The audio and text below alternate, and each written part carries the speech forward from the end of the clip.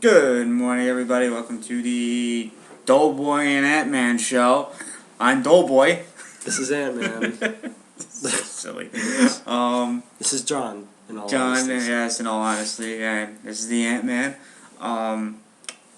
Obviously, we had some news break yesterday for wrestling-wise. WWE considering two major feuds for Brock Lesnar in 2013. Mm-hmm.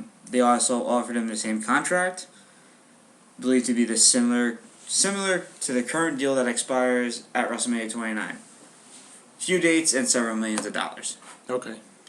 Lesnar has not signed the contract yet, but word is there's a good chance he will. I mean, you don't have to show up like for half the days, and you get paid that much money. I mean, why wouldn't you? How nice is that? Yeah. I wish I had that kind of job. Whoops. Oh, we have a phone call. No, we do not. I just have a text message.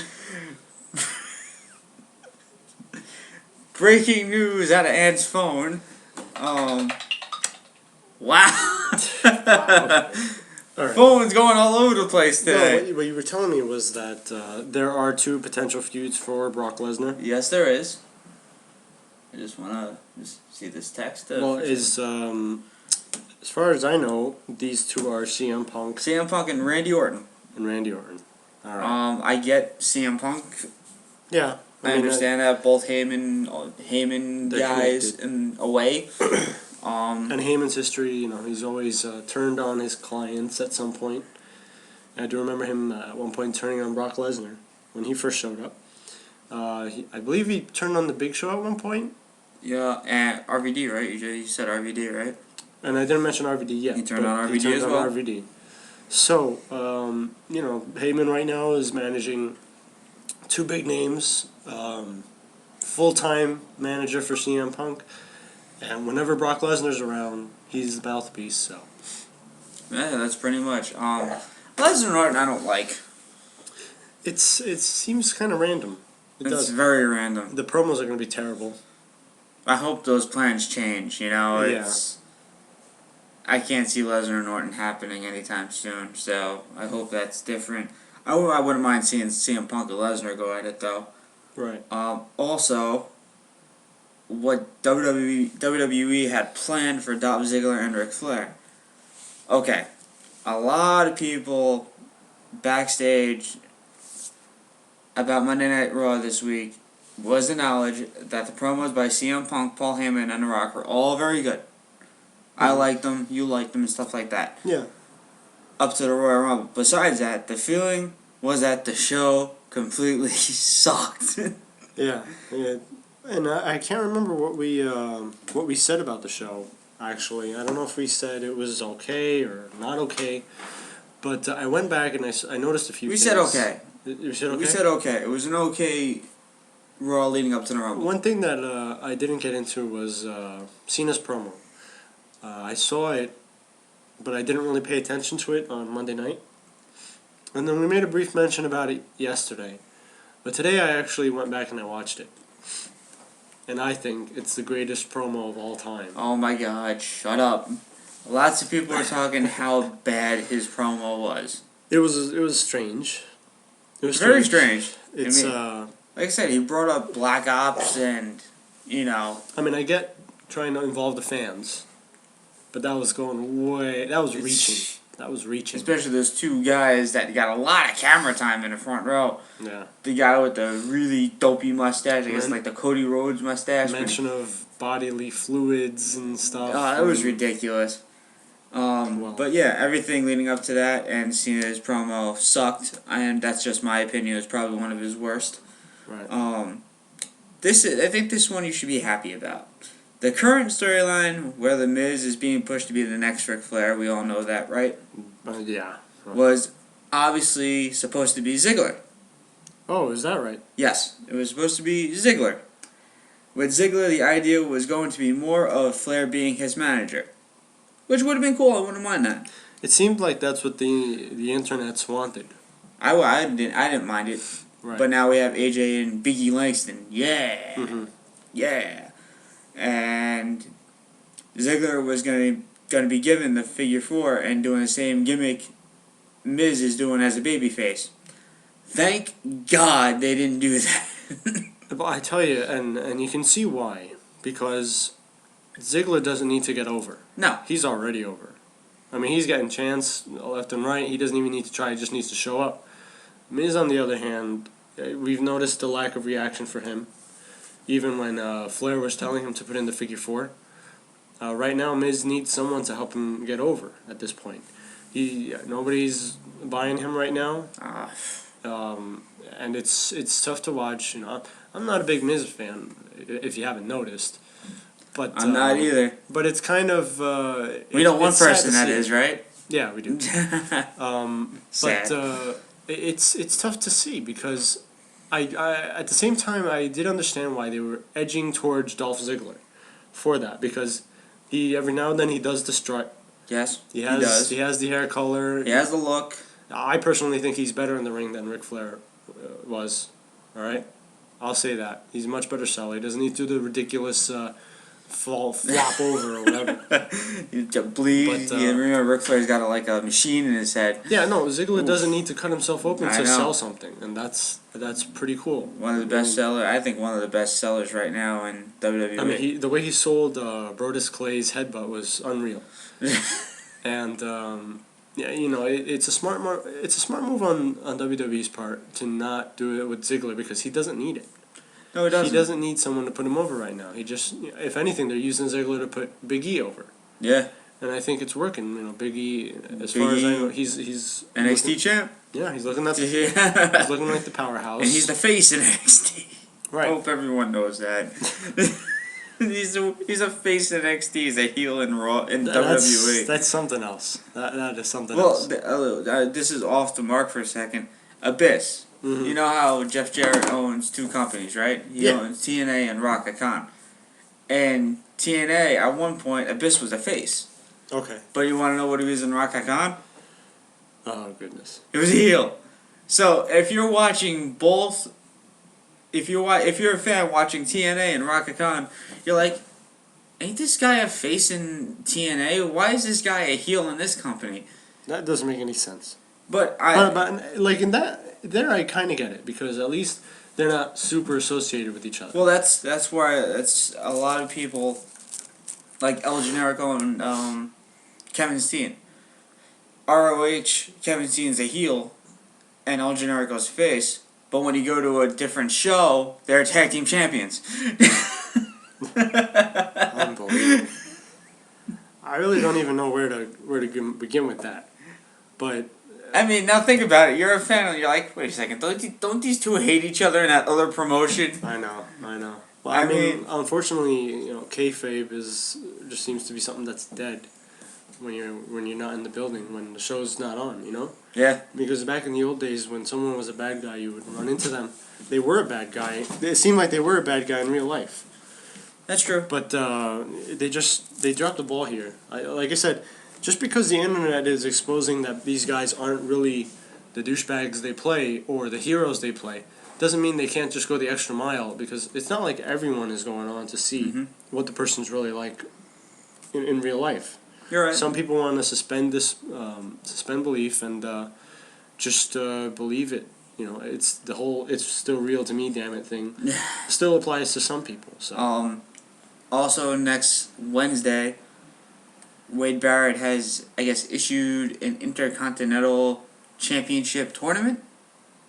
Oh, has he? Yes. It was just, I think news broke a couple hours ago.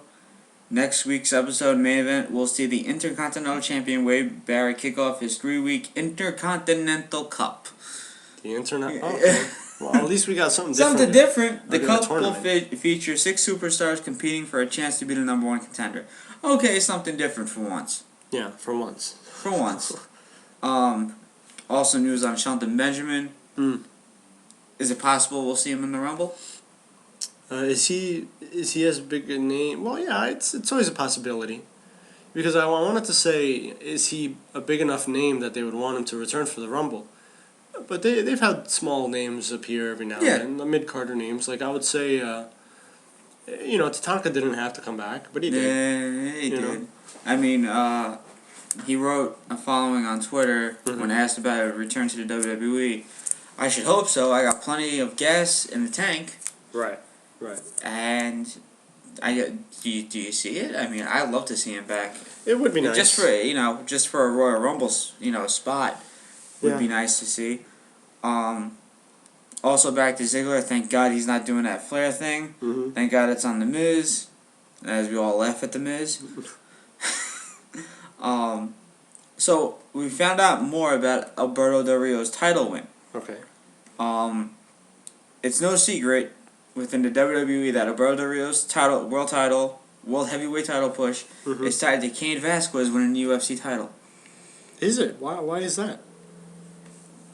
Doing a shockingly big number on one pay-per-view, Del Rio's title win happened about 1 week after WWE became aware that the UFC show with Latin superstar Vasquez winning did a lot better than expected going in.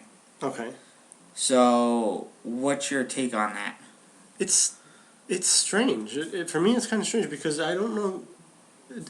Is WWE assuming that people know this? That people know what's going on in that other company?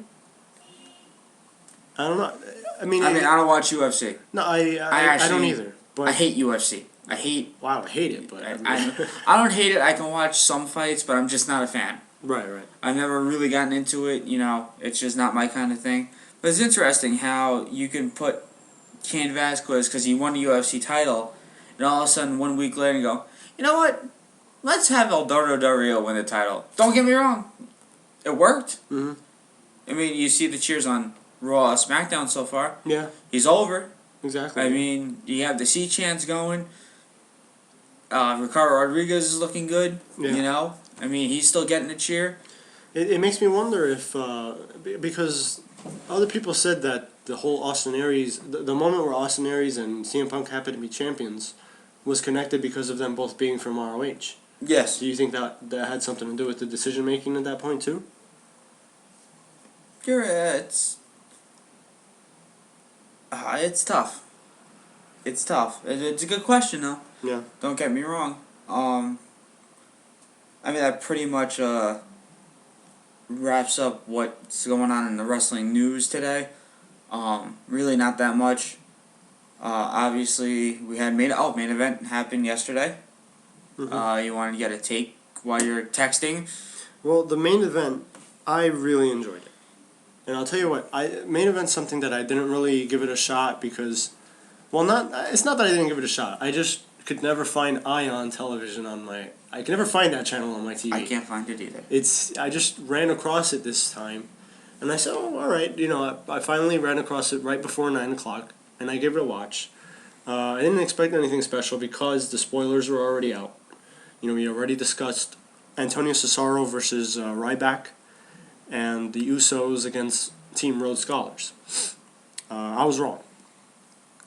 I've enjoyed the show even more than I enjoyed Raw or SmackDown. Why? Because main event is much more wrestling orientated. And I'll explain what I mean by that. When you go watch Raw or SmackDown, what's the main thing going on there? It's storylines. Mm-hmm. Storylines. That's what's being furthered. What's going on here? Why is this one feuding with that one? Is this one getting attacked from behind for a reason? Or, things like that. Who's behind the Shield? All that stuff. Now, granted, you do have your handful of good storylines, but every now and then you just want to watch a friggin' wrestling match. I'm not saying, everybody knows it's scripted and all that stuff, but you know what? You just want to see some type of competition, be it kayfabe or legitimate, and that's what I got with main event. Before the Ryback-Cesaro match, we got a Ryback promo where it was funny. He tried to be funny. He didn't laugh. He wasn't trying to be like, ha-ha funny. He said, ha ha ha ha ha. What did he say? He said, he called Cesaro Swiss Miss. Because, he's... Swiss Miss. So he said, when I'm through with him, Swiss Miss is going to look like Swiss cheese. Oh, God. Ryback. No. Here's what I'm telling you, he was probably thinking of Swiss cheese because he likes to eat. Well, no, yeah, I didn't think of it that way. No, but he looks at Matt Striker, who's doing the interview. Matt Striker has just a regular look on his face, and Ryback looks at Striker and he's like, "That was a joke." And he's just so pissed off. And Matt Striker, he throws out the fake nervous laugh. Ha ha ha ha. But it was a good match. Like we said in the spoilers, Cesaro just left. He got counted out. Miz was doing commentary, by the way. He had just one spot where he threw Cesaro back in the ring. Oh boy. That was about it. But again, it was a solid match. Solid match. It shows me that Ryback can have a good match. So can Cesaro, absolutely.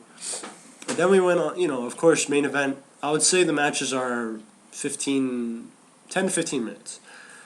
So obviously you have a lot of review of what went on Raw and SmackDown. And I just tuned that out. But then we had a match with the Usos and Team Rhodes Scholars. Yay! No, well, I gotta tell you, the Usos were very impressive. They're not bad. They got the crowd on their side. Rob's right, they have gained a bit of weight.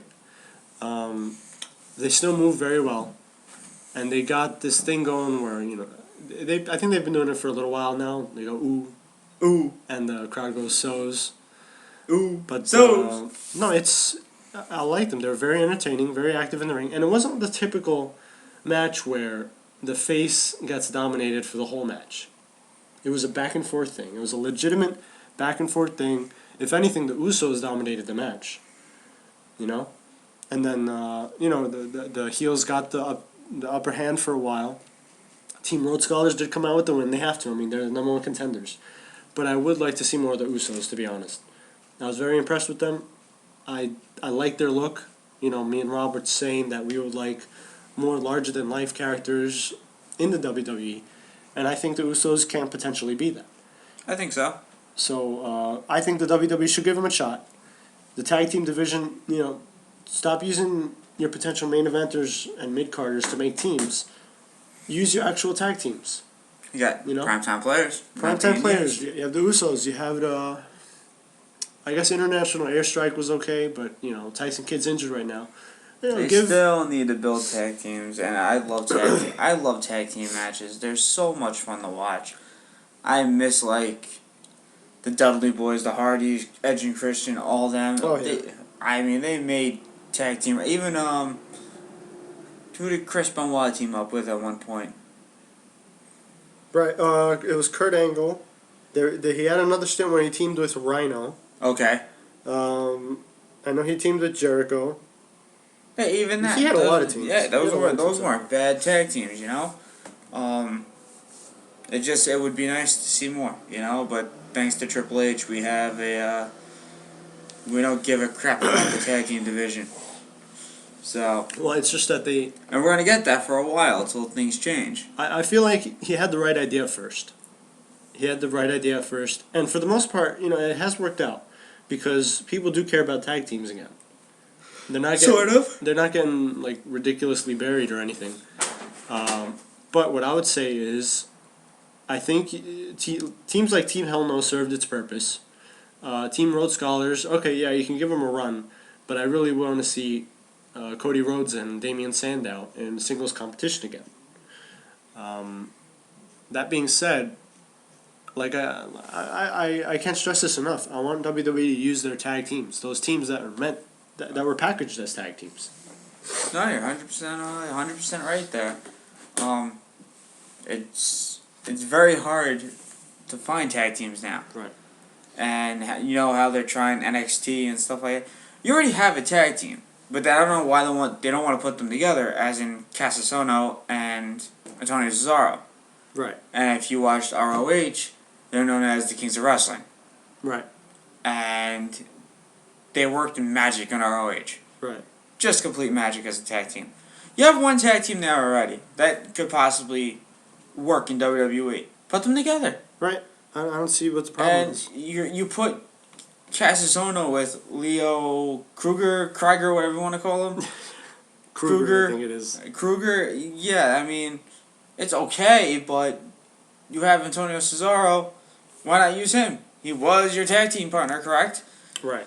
You I think Cesaro seems to be in the... Well, there's no doubt about it. He is a mid-carder. But I just feel like Cesaro seems to be establishing himself as a singles competitor. I think it's a good idea. I like seeing Cesaro where he is. I would like to see him at some point. You know, Rob and I were discussing things in terms of who has the right look for being a main eventer. Cesaro, I guess he has the look. What do you think? He does. He does, right? I mean, I don't think it's too far-fetched to see him in the... I mean, I just don't remember the last time WWE had someone... Well, no, it was Sheamus. Sheamus was a foreigner. He has a pretty thick... A foreigner. I didn't say farmer. It sounded like... A foreigner with a thick accent. I think... Who they gave the title. And I think Cesaro could potentially be... Maybe... Oh, it's soon. Not now. I think it's too... Because he just said he has a U.S. title. I mean, you just can't, you know... Okay, The Miz is going to beat him in a pre-match. Right. You know, that's just not going to work. Build him up more. You know, build him to this unstoppable force. Like maybe Jack Swagger comes in. Hint, hint. Hinting Jack Swagger, the All-American American, as you guys like to call him, and beat Antonio Cesaro. It's got to be him. It has to be And him. push Antonio Cesaro to better things. Right. Maybe a World Heavyweight title. Maybe WWE title. Wait. If Cena's champion can't beat Cena, because that'll be and he'll just bury Cesaro anyway. So, am I right or wrong? Yeah, absolutely right. So Absolutely right. if Cena's the champion, I hope Cesaro does not get that push. It all matters who champion is. Yeah, it does. Now, unless they want to really give Cesaro a push and have him beat Cena, I might have a heart attack. No, that's not. Because I can't imagine them pushing Cesaro to the main event within the year. I know it sounds weird, but I don't think that's going to happen within the year. I'm talking more like in the future, because I do think that Cesaro does have plenty of potential, and there's plenty of other guys out there. Kofi, for instance. Kofi Kingston, there's a lot of guys out there who feel like he should have been in the main event at some point already. You're right. And I think, you know, I mean, why not give him the shot? He's not going to win the Rumble. He's not. I mean, it'd be nice, you know, maybe see him win, but no. I would imagine that he only gets when his career is all said and done, he might have a quick World Heavyweight Championship reign. But that's about it. 2 days. Well, like certain people. I don't know if it'll be that quick, but you know, it would be interesting to see that. It would be interesting to see where these mid-carders go nowadays. So, we're being attacked by... yeah, it was cell phones. Our cell phones are going off like crazy. But we have a call on the show, and we'll take this. I will ask you a question. Sure. Do you actually miss, like, Sunday Night Heat? I do. And I'm going to explain why. Sunday Night Heat was something that as a kid, when I started watching Raw and SmackDown, this was again, I had taken a quick break. From watching wrestling between WrestleMania 19 or something along those lines. But it was always nice to have wrestling on a Sunday night and a Saturday night. I do believe that it's a good idea to have that wrestling thing. Well, yeah, this is definitely going to come off on the air too. But okay, I'll play back a little bit. But what I'm trying to say here is, it's always nice to have that show that's more wrestling orientated than story orientated. Just because of the fact that there are people who want to watch just wrestling. Maybe they're not interested in the storyline. Yeah. Know? Let me tell you something. I mean, if I was to go out... It was the little build-ups to Sunday Night Heat. Mm-hmm. You know what I mean? You had, like, a couple of little segments mm-hmm. that would lead up to, like, say, the Royal Rumble. Or, you know... Yeah, it was like a pre-show at times. Yeah, it was a pre-show. I kind of missed that. Now we get a stupid 30-minute match. On, well, what is it? On YouTube? On YouTube! Oh, we're getting flagged again. Well, no, it's nothing against YouTube. I just preferred it on TV. Okay. I preferred it on TV. And anyway, it's not like WWE cares about your feedback on YouTube because they disable the comments. Yes. But they always disable. They're all disabled. But I think the more wrestling-orientated shows, that's what we're getting with Main Event and Superstars. Yeah, I can see that. That's I like Superstars. I like Main Event, what they're doing. Something for the mid-card talent. It's just nice to see instead of them getting paid to do absolutely nothing like certain people right now. Alex Riley is one of them. right. Interestingly enough, I have not checked out Saturday Morning Slam. I have not checked that out. How is that? I tried sitting through a show. It's meant for kids. It's meant for kids. It's meant for kids. Because I heard that the matches are more gimmicky. Like there are more humorous spots in the matches, things like that. Yeah, I would say so. Like let's say Santino matches or Brodus Clay matches, things like that. So you're pretty much on a boat. Like you can't do any headlocks and stuff like that. Nothing to the head or the neck. Nothing to the head or the neck. Okay. Come on, oy vey, WWE, get it right.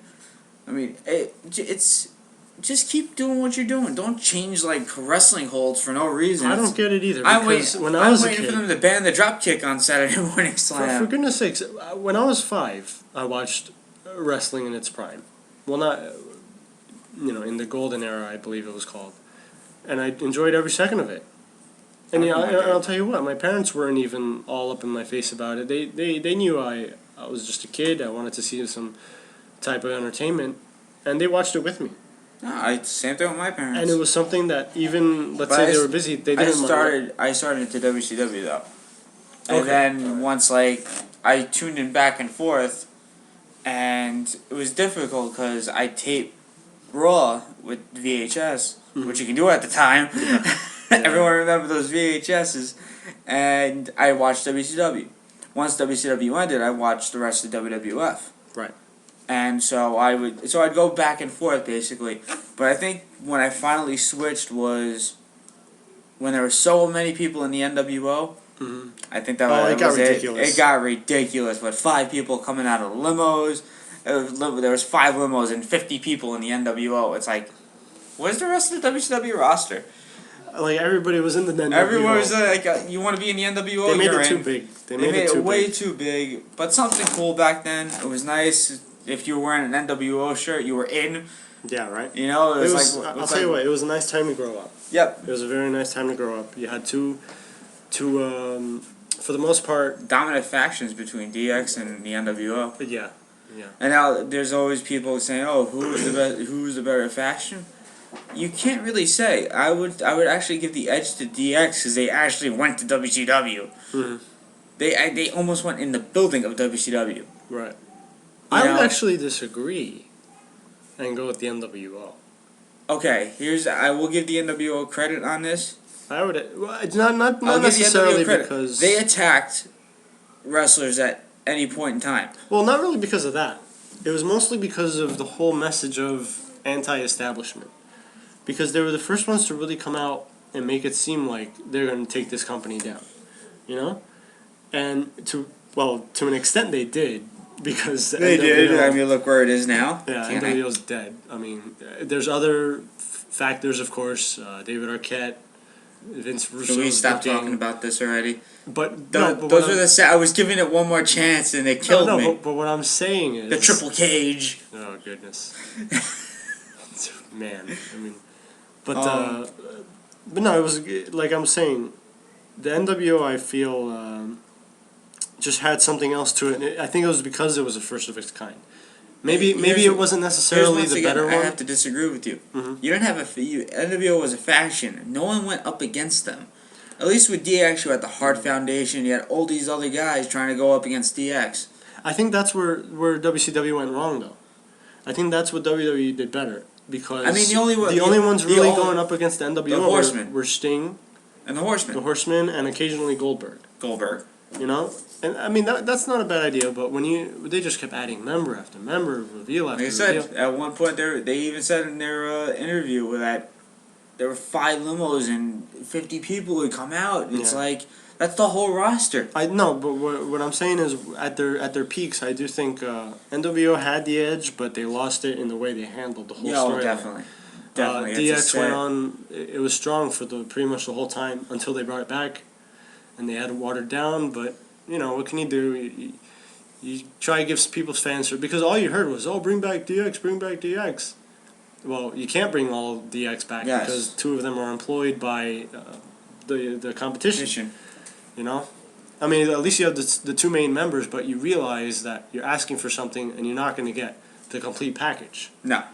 You know, it's like when people say, "Oh, bring back the Attitude Era." Not gonna happen. How do you bring back the Attitude Era? What are you gonna bring back? Everyone from the Attitude Era. You can't shave, Vince's age back. I can tell. I pretty much have the list of the Attitude Era people, and you have Draws, Edge, Steve Blackman, the Blue Meanie, Mabel. Well, let's go through the main Attitude Era guys, and see. If you're bringing back the Attitude Era... this is kind of a good segue into the 1999 Royal Rumble, because we're technically still in Attitude Era. Right. I guess 1980 where it started, and it just kept rolling. Right. So, but what I wanted to do is just take a quick peek at the top Attitude Era stars and see where they're at. Because so many times you're being told to bring them back. It was so much better back then. But you realize that these superstars aren't in the same shape, maybe not in the same mindset, and just maybe, like I said, in terms of shape, maybe they're just too old to do what they did back then. All right, let's take The Rock for example.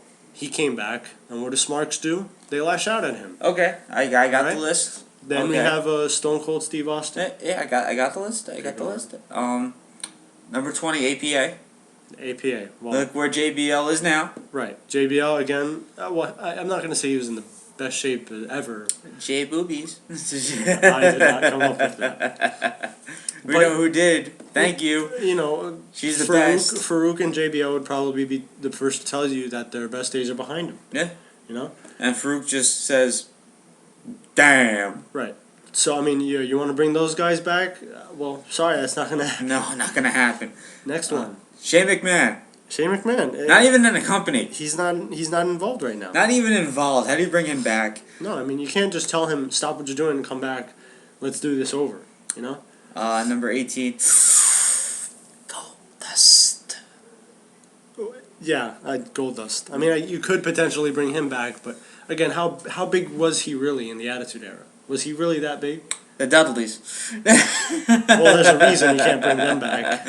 Yeah, right. They're in that other company. They're in the other company, and they're doing well for themselves. They're doing well. Yeah, I gotta say, Bubba Ray's in the main event, so good for him. Mm-hmm. Bret Hart. Yeah, if you want to reverse the stroke he had, yeah, why not? Yeah, why not? Kurt Angle. He's in almost that done. other company again, and he's in the almost other company, done. But he's almost done. He's got to be hurting like 24/7. Matt, Jeff Hardy, and Lita. Well, again, Lita's with Punk. Jeff Hardy is doing okay. Fat Hardy is just being fat. Just working his way around the indies. Clearly, we know who's the more talented brother now. Yes. So. That is sad, and it's sad Rob had to meet Fat Hardy. No. And I met Austin Aries. I love saying that. Number 13 is Stephanie McMahon. Yeah, well, she's got 2 kids. Why would she want to come back? Right. And she's where she wants. She's in a good position, so obviously she would have to. Why would she want to put her body at risk if she's where she wants to be? The Big Slow. Everybody already hates on the Big Show, so don't even. Edge and Christian. Edge obviously can't wrestle anymore. And Christian he kind of can't wrestle either because he keeps getting injured. Yeah, right. Number 10, Chris Jericho. Oh, he's gone to other things. And he certainly doesn't have the same look he did in the Attitude Era anymore. Number 9, Kane. Hate to say it, but he's past his prime. Still moves very well in the ring, but you can't just revert his character to what it once was. Number 8, the New Age Outlaws. Out of shape. Out of shape. Not the same, and balding. Older. Yeah, that's not a good idea. Number 7, The Undertaker. Again, another one who's past his prime, just too old. Again, no problem. He works well in the ring. Number 6, do we even have to... HBK retired, never coming back. Mm-hmm. Too old. 5, Vince McMahon. Hey, every now and then he does take let's say a finisher. Oh, he takes a finisher, but then his limo blows up. His limo blows up. Or how about how Big Show's WMD completely misses and it knocks Vince over. After that, we have Mick Foley.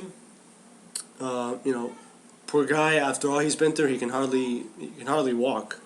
I was watching, as I said yesterday, I was watching Undertaker and Brett, and I saw Undertaker take a knee running forward into the steel. Yeah. I gotta imagine that has to hurt. And he still does that. He still does it. He still does that when he goes out into those matches. He does. He's Number 3, Triple H. Obviously, he hasn't cut his hair, and he's certainly not in the shape he was in the Attitude Era. But so, again, that has to do with age. You know? Number 2, The Rock. You see, that's exactly why I don't understand Attitude Era fans, because they say bring him back. He comes back, and you guys rip him, and I don't get it. He's not coming back. What they want is the smack it down, know your role, shut your mouth. You know, that Rock. Mm-hmm. We get the cookie puss. You have to understand. You realize that this is a different audience, right? This is a different audience. It's a different audience. This is what kind of Rock they want, though. Mm-hmm. They want the Rudy Poo, candy ass. You know, that's what they want back. Yeah, well, I think with that, what they really want is they want heel Rock back. That's what I think they subconsciously want. I'm going to be honest with you. I thought he was maybe more entertaining when he was on the heel side.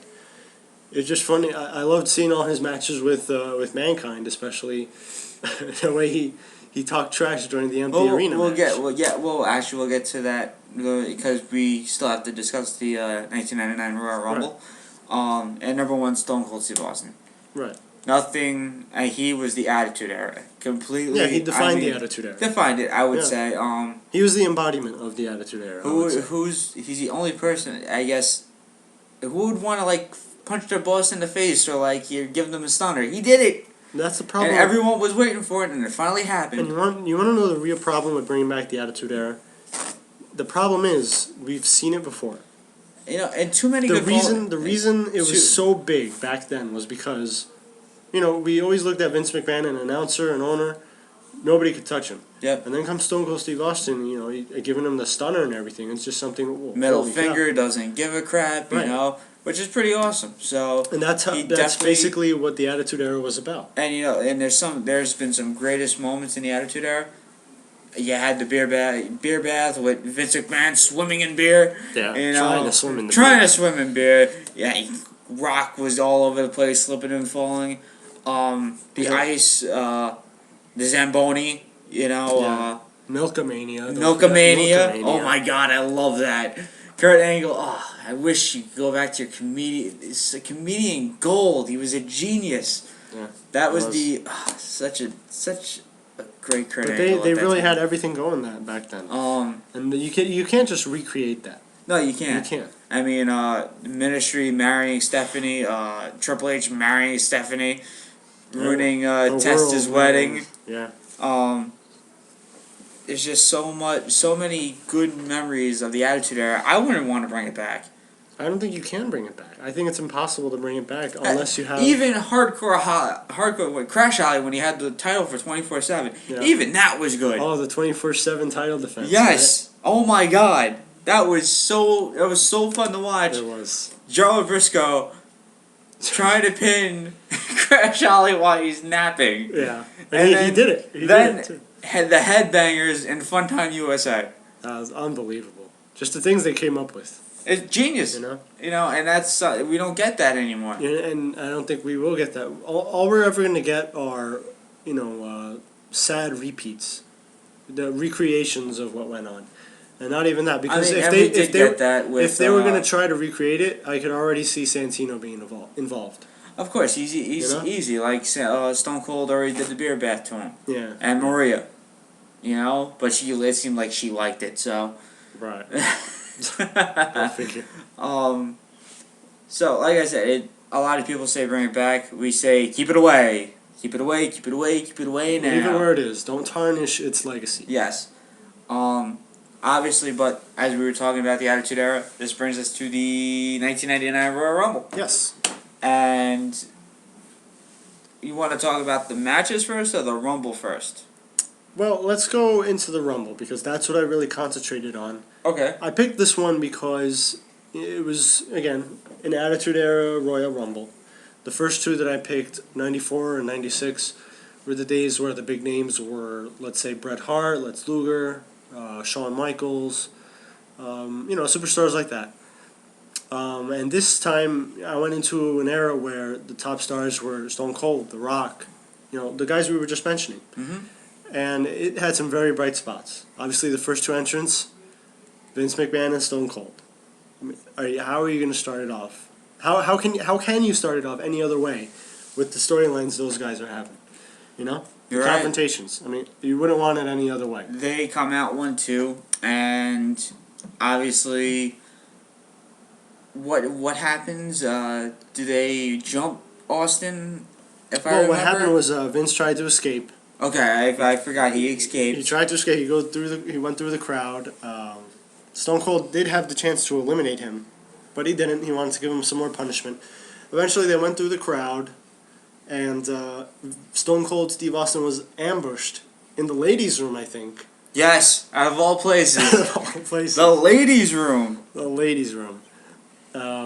Again, even in Austin, you got to find this funny. I mean, you got to. I wonder what the parents were thinking as they were watching this with their kids. Yeah, If they did. I could imagine. It must have been so, and more entertaining for them, if anything. But then we had Vince and Austin out of the picture for a while. Number 3 was Golga, but Austin eliminated him in 15 seconds. Right. Because he came back. Golga was there. This was before Vince and Austin went across the arena. After that... And obviously, Golga is Earthquake for you guys who really want to know. Right. So then after Stone Cold was attacked in the ladies' room, Vince came back for commentary. Yes. Genius. He came back for commentary. He needs to relax. He's in the Royal Rumble. Oh, exactly. I love Vince in commentary. Number 4 is Draws. Yeah. Obviously, we all know what happened to him. That's unfortunate. Very unfortunate. Very unfortunate of what happened At this to point, him. he was one of the Road Warriors, right? Yes. And what we're referring to is an accident involving him and D'Lo Brown, paralyzed from the waist down. I believe? Yes. Right. It wasn't at this Royal Rumble, but it was during a SmackDown taping, Yeah. October 5th, 1999, at the Nassau Coliseum. What are the Undertaker? I'm just kidding. goodness. Yeah, something happened, and yeah. But this was this really was a nice Royal Rumble to look back to, because you had a young Edge, you had a Kane in his prime. Speaking of, Edge is number 5. Right. And they had a good showing, 11 minutes, not too bad. And Gilbert. Gilbert came out. Remember that? I do. He had the little sparklers. The little sparkler. You had the chant. And it burned him too. The chant came from the speakers. Yeah, right. And then you had Gilbert got eliminated immediately. He did the. You want to take a guess on the time? Less than 10 seconds. 7 seconds, 7 actually. seconds. Okay.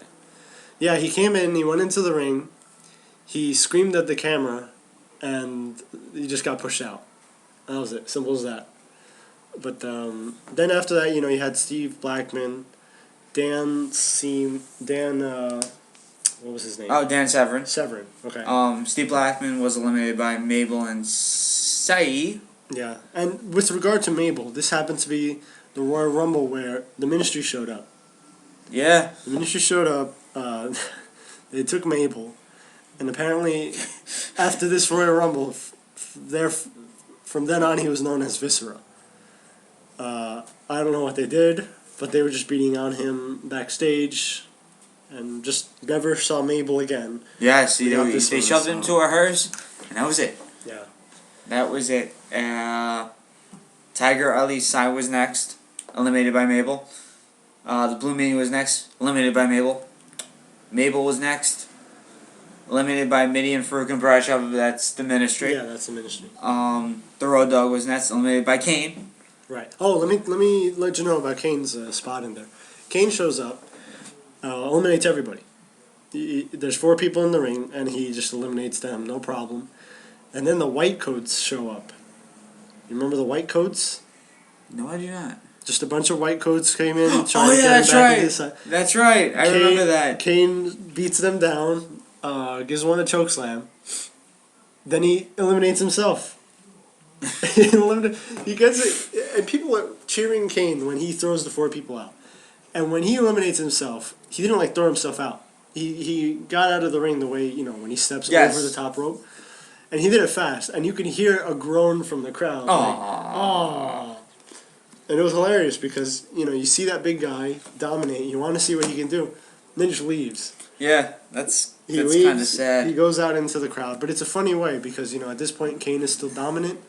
But, how do you get him out of the Rumble without having someone eliminate him? He eliminates himself. Have him eliminate himself. Genius.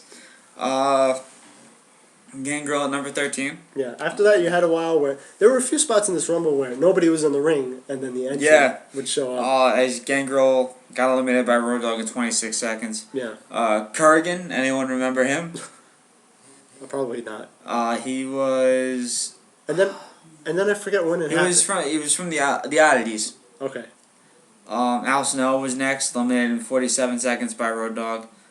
Goldust eliminated by Kane, 4 minutes. Mm-hmm. The Godfather, not the Good Father, the Godfather, eliminated by Kane, minute 40. Kane eliminated himself. It actually says himself in 53 seconds. Now this is where I think Austin makes his comeback, or is it a little later? When Viscer's being taken away in the hearse, you see the ambulance pull up. And, of course, Michael Cole and Jerry the King Lawler sell it. Like, he's back. Austin's back. And just the image of Austin driving an ambulance in his tights is pretty funny.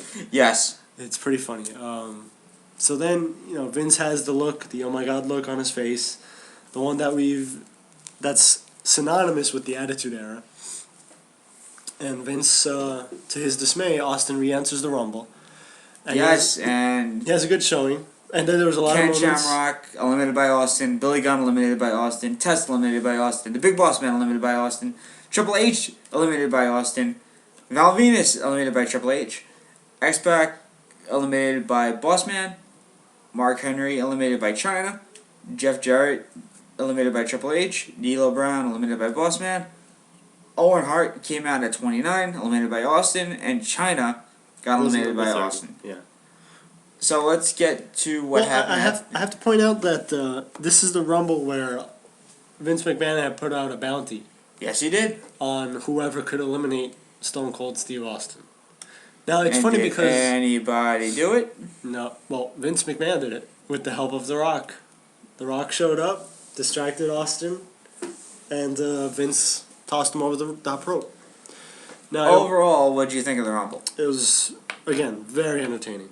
Very entertaining. It had some great spots in it. And even considering, you go back and you had forgotten quite a few of these people. Good to see them again.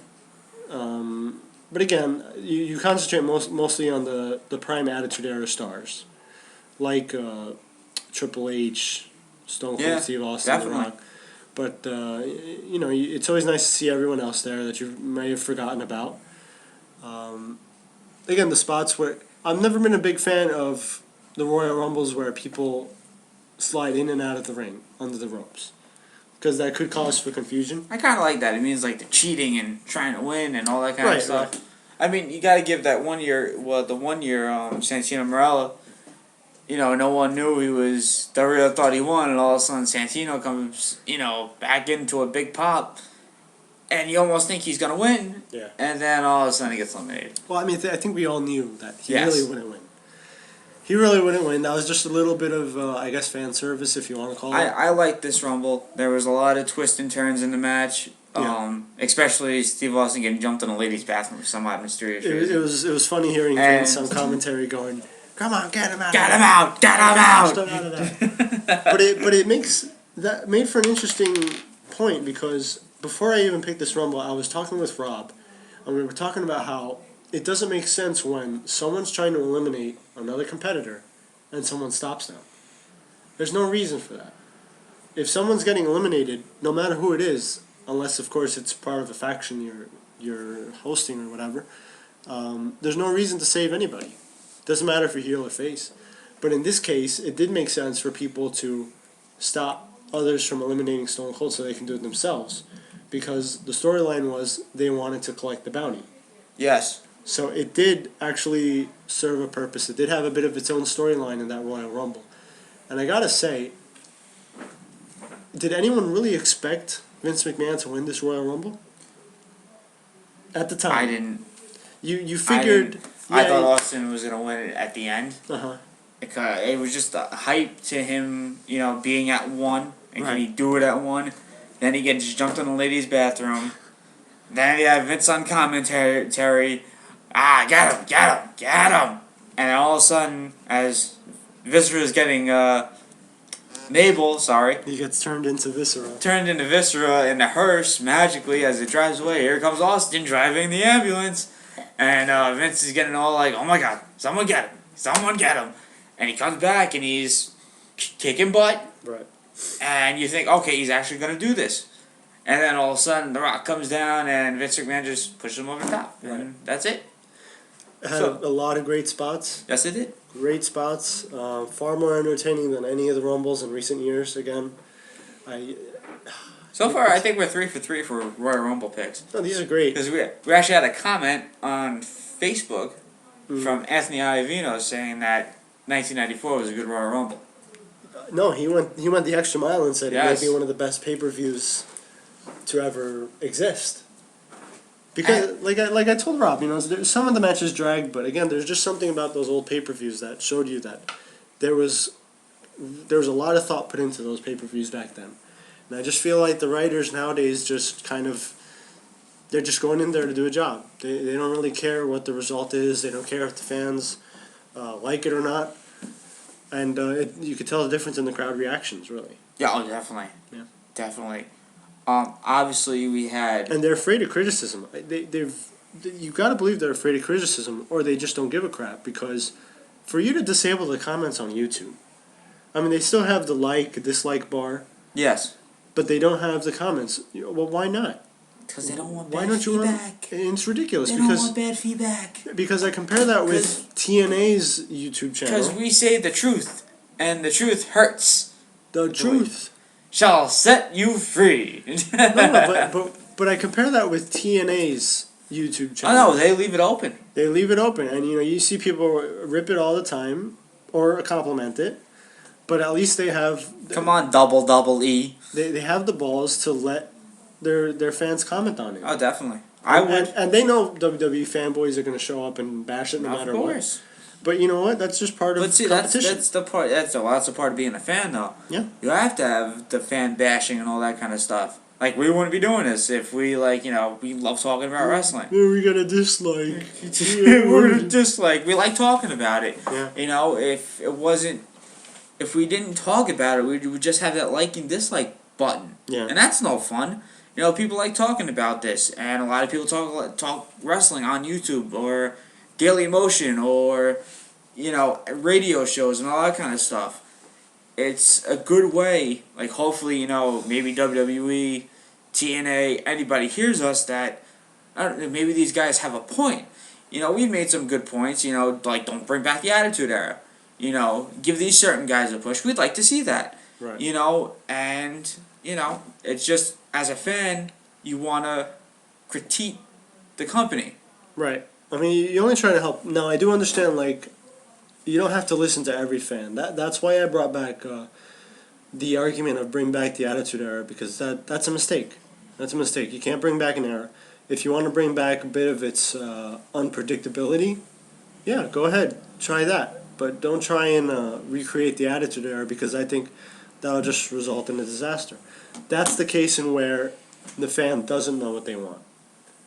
Okay, the fan doesn't know what they want if they want a whole era brought back. You can't do bring back. fans know what they want now? I don't know. I don't know. And this, one of the big examples is the CM Punk title reign. Because you had people who in the beginning they liked it. Now they hate it. In the middle they hate it. Then they like it again. Make up your freaking mind. Make up your mind. What do you think's going to happen during a title run? Eventually, for 400-plus day title reign, there will be moments where it gets boring. Of course. Because you're not used to seeing it. Yes, you're not used to seeing that. I give WWE credit, and I give Punk credit, and I give the writers for coming up with this. It's a great storyline. Mm-hmm. I'm not saying it's the all-time greatest story. No, it was something different. Right. He's held the belt for 430 something days. But my That's point, impressive. my point is that the way the WWE has handled it, for all our critiques, it hasn't been bad. It hasn't been that bad. Yeah, there was a moment where, and for the most part, he still is a generic heel right now. But again, that's because he just set the bar so high for himself. Not just for himself, for everybody, really. And I think, like I said, turning Punk heel during his title reign did put kind of a new twist to it, because it had been a while since we saw someone go from face to heel or heel to face with the title belt around their waist. Yeah, you're right. Because usually the heel wins the title, they stay the heel the entire time. They lose it, and maybe they'll go face before they go for the title again. Like Del Rio. Yeah. Alberto Del Rio. Granted, his first title reign wasn't long enough to give you a heel turn or a face turn, but he didn't. Usually, you just stay with one attitude the entire time.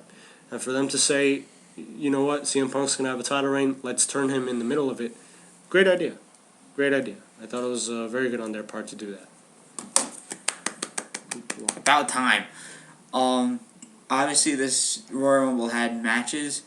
And I think everyone remembers one in particular match. Everyone knows, and I love this match. I absolutely love this match. Rock versus Mankind in the I Quit match. I said it before, I'll say it again.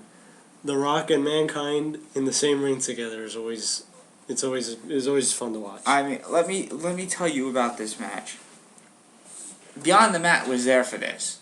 Right. And obviously, Beyond the Mat is a great movie about wrestlers or wrestling, just behind the business and stuff like that. And obviously, if you haven't seen it, take a look at it. It's interesting. Jake the Snake Roberts, Mankind, and two wrestlers that try and get into the business. That's what it's basically about. And they show Mankind's family, and watching the family and watching The Rock hit Mankind repeatedly in the head with a chair, and you could hear it. And they weren't smack. They weren't shots like you see nowadays. Lame. Those lame chair shots that you see nowadays. The Rock was massacring this guy. He was I don't know if Foley got a concussion or not, but it's a miracle his head is still on his shoulders. You can listen to those shots over and over again, and it's just pound after pound after pound. It's pretty sickening, especially when Beyond the Mat shows you that his family is there to see it. Yeah, and his daughter's breaking down, and his son's breaking down. Yeah. The wife had to take him backstage because they couldn't take it anymore. Right. The match itself, it was good. It was so entertaining. Again, one of those matches that you won't see anymore. Yeah. You won't see him anymore. Because we can't hit in the head anymore. We can't. No more steel chairs to the head.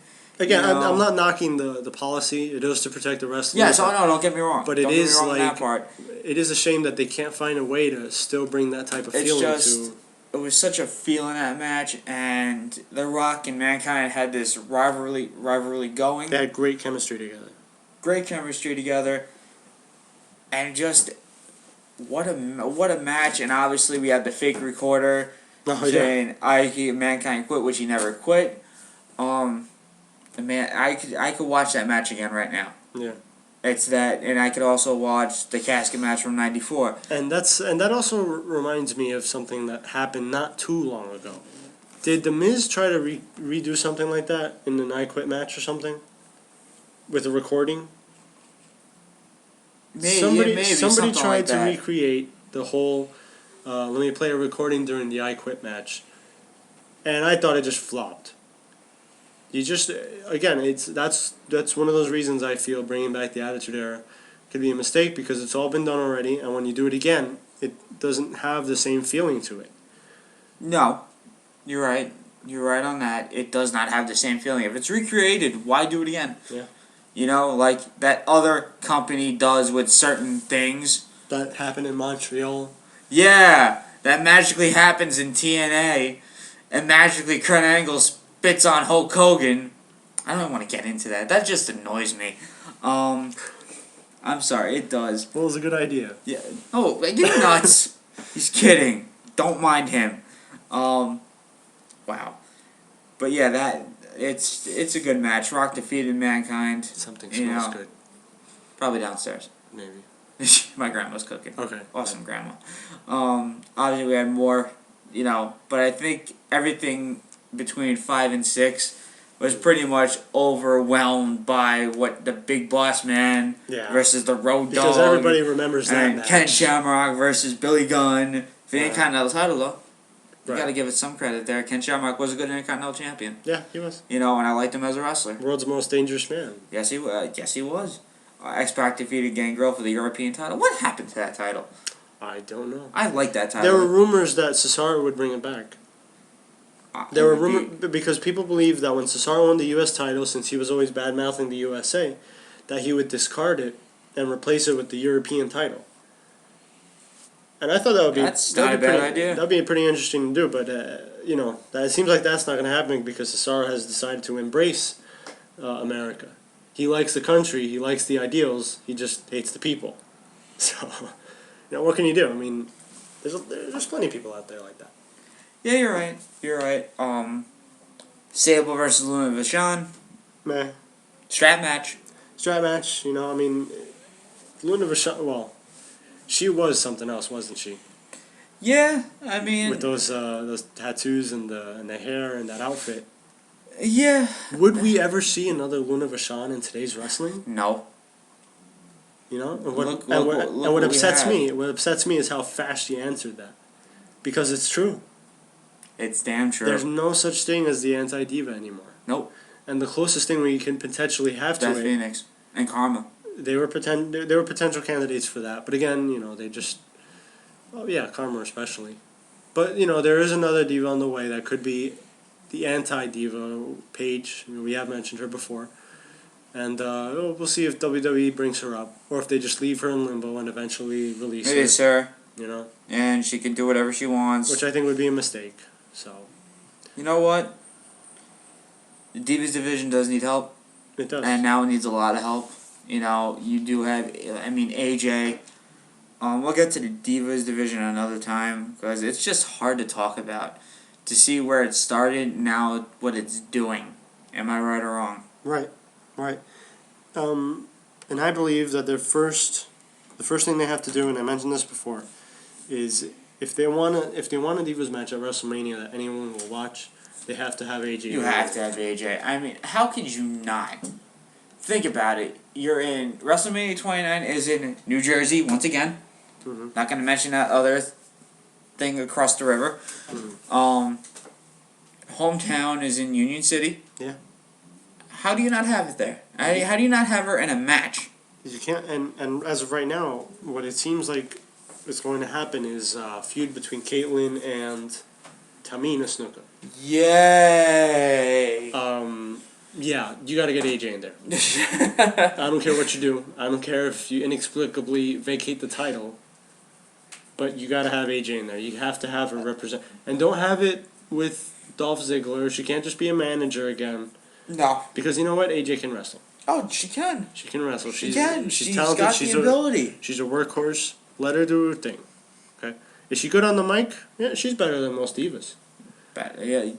But, better play to than her strength. Better than what we've had. Yeah. I mean, there's so much there's so much to fix right now. It's not easy to fix. Yeah.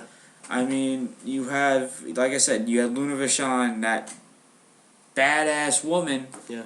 And what do you have? You don't have the badass woman anymore. Think about it. They had Luna Vachon out there and China at the same time. We'll never have another China. We had it in Almost Karma, yeah, but almost. Beth Phoenix. I mean, if you wanna. The problem with Beth trim Phoenix, the edges though, on that. I believe one of the problems with Beth Phoenix, though, was that even when she was champion, nobody cared. Yeah. Okay. Like the first time she became champion, people were impressed with her strength and they got behind her.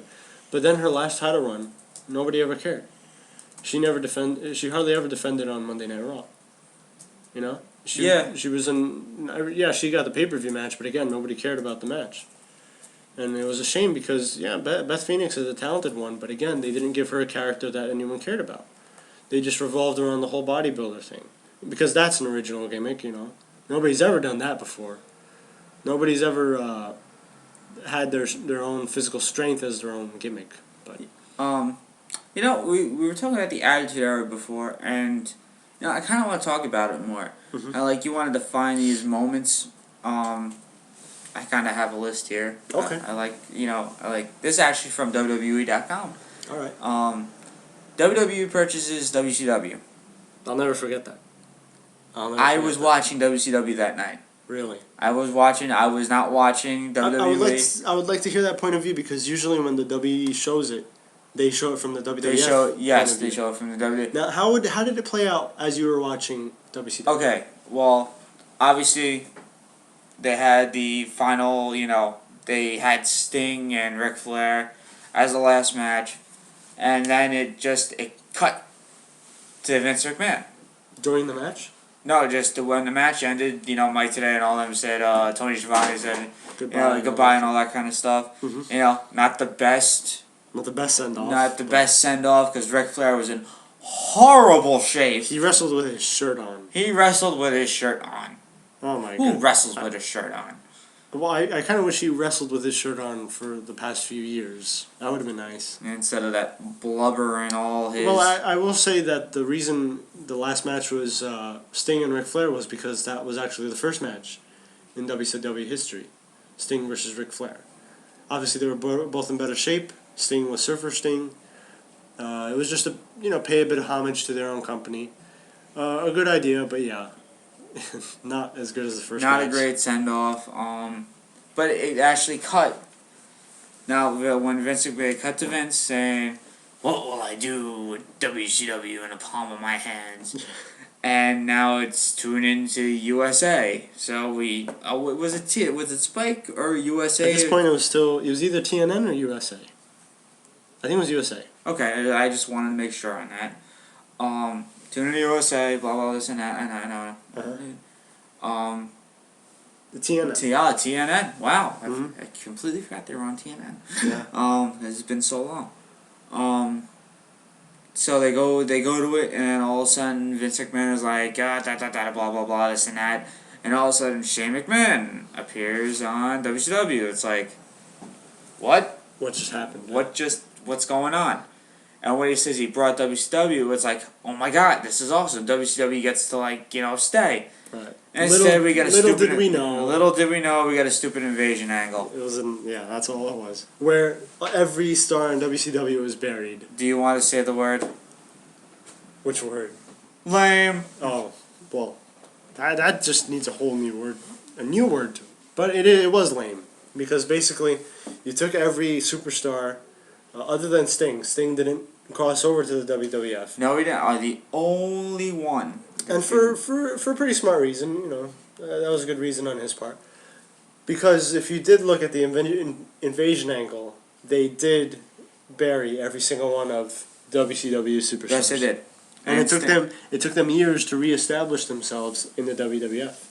Booker T was one of them. Yeah, Booker T, Eddie Guerrero. And I give those guys credits. I give them a round of applause. Yeah, work hard and be successful in both companies. Yes. for the debut of Big Show at St. Valentine's Day Massacre. Do you remember this? I think I do. Okay. I think I do. It was Vince McMahon versus Stone Cold in a cage match. And I think if Stone Cold won, he gets a title shot. If not, I think he has to leave. I'm not quite sure what the whole storyline was, because this is now 12 years ago almost, 13 years ago almost. So yes, he got to fight for the title at WrestleMania XV. Right. XV, that's 15. 15, thank you.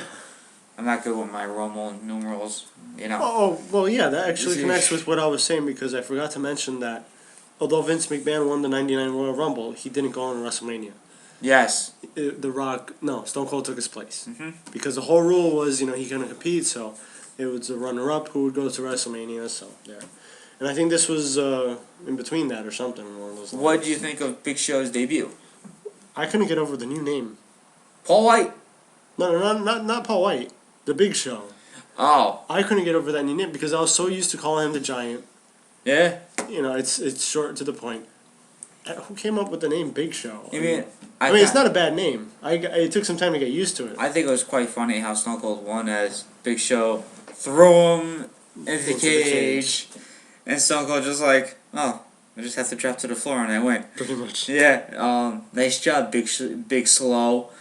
Gotta hope you retire soon. I really do. But, you know, it was a nice way to get Big Show into the Attitude Era. It was. Nice way to, I guess, leave WCW. Yes! Mine made the list. Crash Holly declares the Hardcore Championship 24/7 on SmackDown. That he's going to defend it at 24/7. A very bold announcement. Like I said, I love the idea. I did too. And I love Crash Holly. Who doesn't love Crash Holly? Stone Cold fills Mr. McMahon's Corvette with cement. Okay. Obviously, everyone remembers that. Yeah. As we're watching, I was looking at Vince McMahon, all sad and depressed. Yeah, mourning over the loss of his Corvette. You know, it was a nice Corvette, though. It really was. It really was, you know. I got Stone Cold, you're a jerk. You really are. You really are. You're just jealous of Mr. McMahon. The formation of the corporation ministry.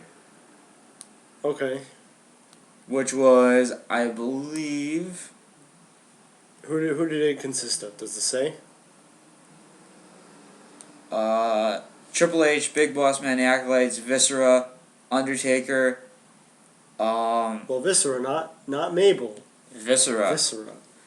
And that was at the point where you remember Taker kidnapped Stephanie. I do remember that. And tied her to the Undertaker's cross and whatnot. And Yeah. Stone Cold came out and saved her and stuff like that. So that was actually pretty big. It was pretty funny how that whole thing played out because what happened? I believe the first one who tried to come and help was Ken Shamrock, and he got splashed by Viscera.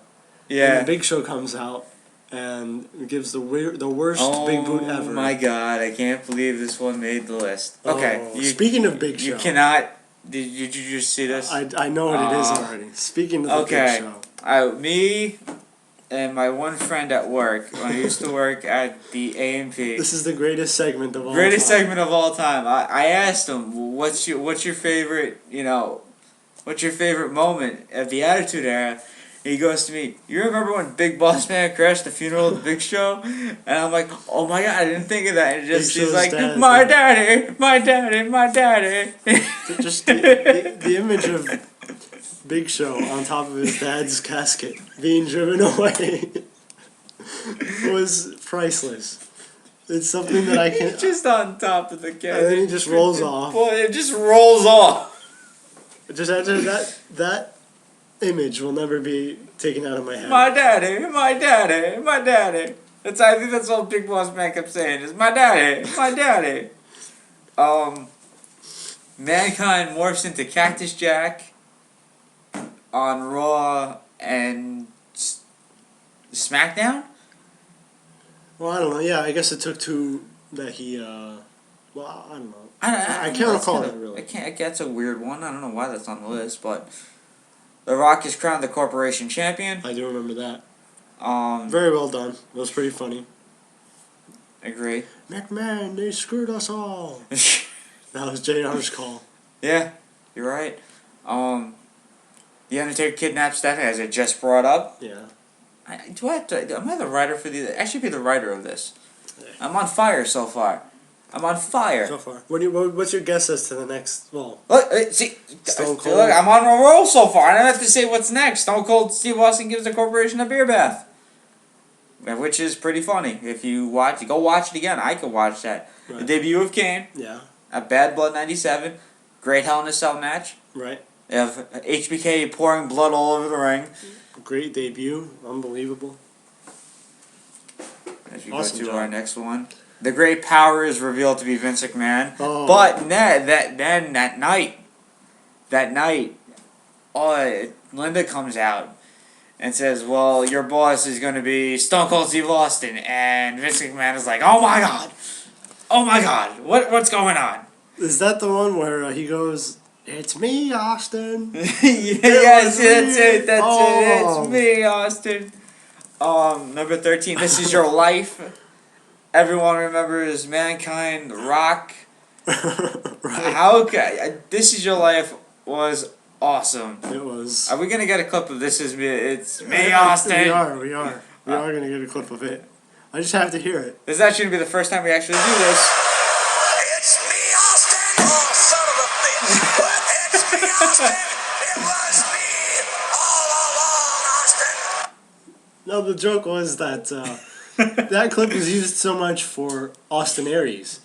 Because people were saying, "Oh, who's behind?" They had a picture of Austin Aries asking who's behind Aces and Eights, and they would just have that clip playing.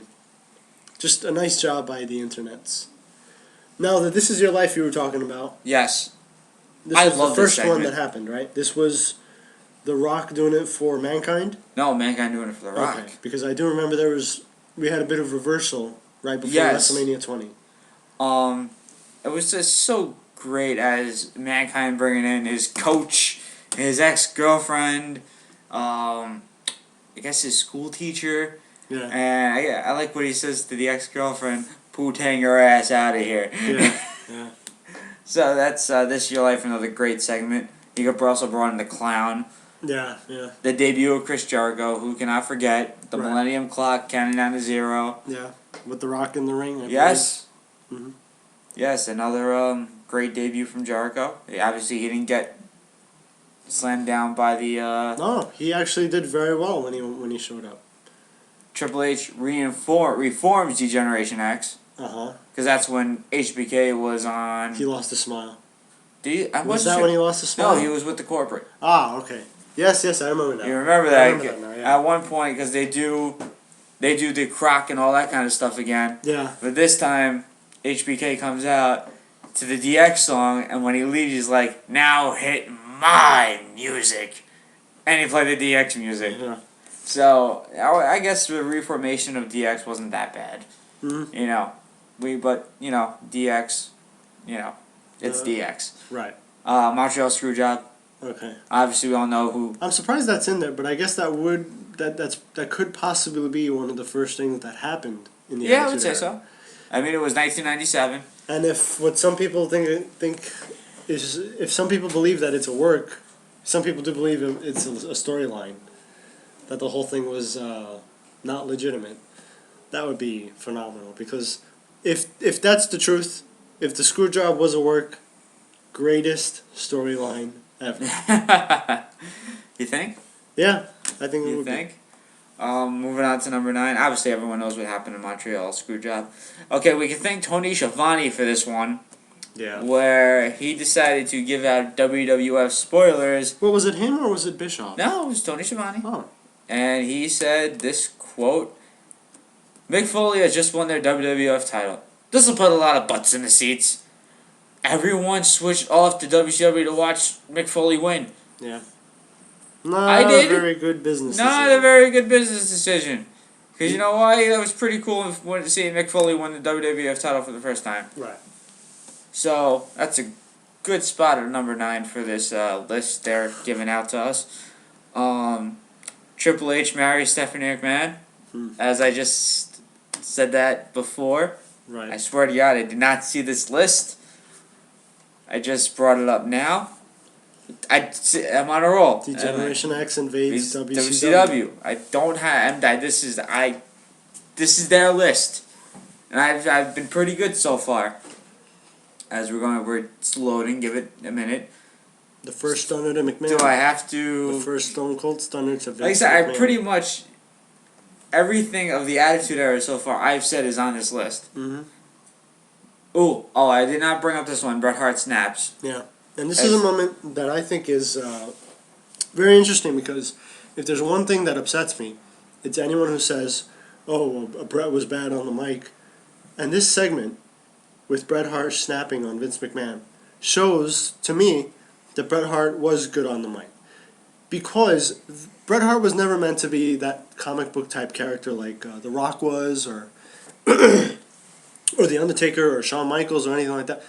The Bret Hart character was designed to be just a real person. Yeah, just go out there. He's doing his job, and when he got upset about here and he threw out profanities, it was very odd. It was very surreal because this guy is supposed to be a good guy. He's the one the kids look up to. Yep. And he's just lost it. And he just snaps. And I thought he did a great job. Yeah. Beautiful promo.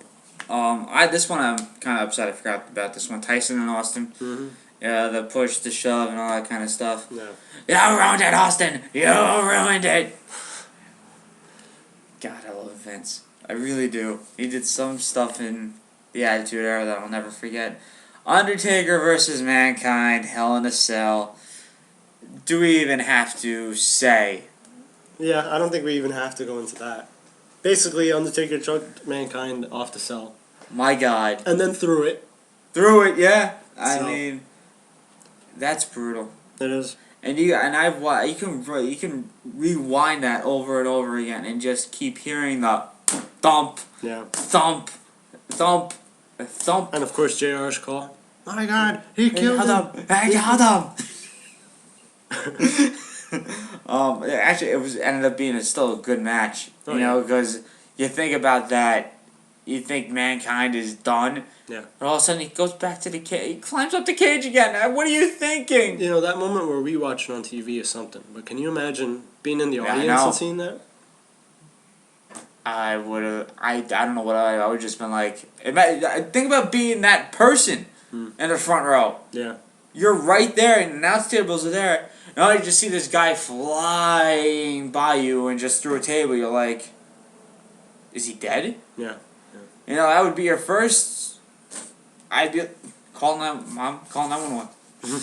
Calling 911 now. I think this guy's dead. How he survived that, I do not know. But then, Well, how we kept worse. going. How he kept going, I don't know. The man's a machine, and just it ended up being a good match still. Yeah. For what it was worth, and tombstone on thumbtacks, chairs. It was nuts. It was nuts. Number 2, the formation of the D-Generation X. Of course. And our number 1 that defined the Attitude Era is the birth of Austin 316. One thing I Obviously- do gotta say about the WWE's list is that they do seem to cater around Stone Cold Steve Austin a lot. Because every list they have, just about every list they have has Stone Cold on top of it. But, this one I do get. Like I said, I do believe that Stone Cold was the embodiment of the Attitude Era. Well, a lot of 316 signs were at the next draw. Yeah. So that pretty much It's a big one. set stone for Austin's path. Yeah. And that was against Jake the Drunk Roberts. Yes, Jake the Drunk Roberts. Oh God, 1996 for our Rumble. That was a good one though. It was a good one though. Definitely. Obviously, a little sports news that I want to get in. Braves traded for Justin Upton. Okay. The Atlanta Braves have agreed to trade to acquire outfielder Justin Upton and third baseman Chris Johnson from the Arizona Diamondbacks for pitcher Rendell Delgado, infielder Martin Prado, and a minor leaguer Nick Hamid, Brandon Drury, and Zeke Spurl from ESPN. So, BJ Upton now on Atlanta. I think that's a good pickup for Atlanta. Yeah. Scares me in my division though. It was actually a 7-player trade. Don't ask me how it was 7 players. I think there's another team involved. That's why I keep getting on my phone. Right. Also, in the NFL, we've Mr. Tom Brady, the golden child in the NFL, got fined for the leg. Yeah. For the slide. The slide where he kicked, where his leg happened to go up But and kick Ed Reed. he only got and fined. I'm not saying he happened. I believe he did that on purpose because he knows how to slide. Yes, he knows how to slide. He definitely knows how to slide. But check this out. He gets fined $10,000. Yeah. Frank Gore got fined for wearing short socks. Oh, man. And he got Are fined. you kidding me? Did he get fined more than Brady too? Yes, he did. He did. What a joke. It shows you where the NFL stands. I'm sorry. That's a complete joke. It is. So I want to wear short socks while I play. So what? Yeah. Does it But matter I can go what you there, wear? But I can go out there and kick someone in the shin when the play's over. Yes, that's pretty much it. That's a joke. It's I mean, unbelievable. if I want to wear short socks while I play, it shouldn't matter. The NFL just never ceases to amaze But me. you always have to wear that hat they give you, though. Yeah. On that sideline, you must wear that hat. Yeah, that's just a joke. That I is. mean, how do you find someone for wearing short socks or stockings? Short stockings. Do you get I it? have no answer for that. No answer at all. Also, Kaepernick is trying to get that Kaepernicking pose a trademark. Well, what pose is that? He's Kaepernicking. But what's the pose though? I think it's him kissing his muscle, Oh, okay, all right. which would be Kaepernicking. As I guess it's different from Tebowing. Right. You know, but Tebow. I think You get to see Tebowing one is single. We never got to see a Tebow in a Jets uniform. You get to see it in Madden 2013, though. Yeah. You could see it in Madden Where 2013. he could release Mark Sanchez and actually win with the Jets. It's a possibility. It's a possibility. Now, do we be mean?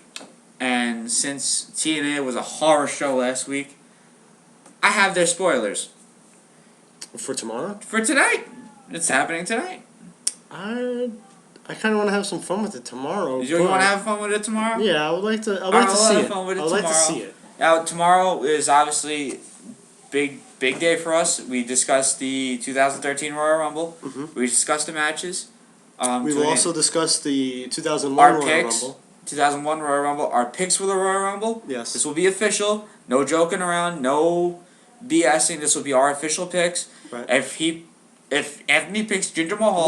Why is Jinder Mahal not a legitimate pick? Oh my God. Comment if you think Jinder Mahal is an actual pick for the Oh Rumble. my goodness. Okay. We will actually. We're gonna handicap the Rumble. See who actually has the best chances to win. And we're gonna give you our picks. It will be for real, no joking aside. We'll discuss the pre-matches, the pre-match YouTube, the tag match, the World Heavyweight Title, WWE Tag Team Title, WWE Championship, tag titles, all that. Tune in for tomorrow. The TNA, we'll have TNA results as we'll both watch it. Sadly, I hope you watch it, Rob. You douchebag. It's gonna be amazing. Yeah, it's gonna be Follow great. up from the wedding. Yeah, follow up from the wedding. Can't wait. So tune in tomorrow. All that's still to come, and tune in Monday morning as we will discuss the Royal Rumble review and all that kind of stuff. But tomorrow we'll be making our picks and stuff like that. So I'm Pillsbury Doughboy. I don't know how you can. Well, this is the Ant-Man. Well, I'm John. This is the Ant-Man. Oh, sorry. I stole your It's okay. thing. It's all right. So I'm John. Yeah, this is Ant. Oh, I thought you were going with the Ant-Man. No, I don't care. Just take care, guys. Bye. Take care. Bye.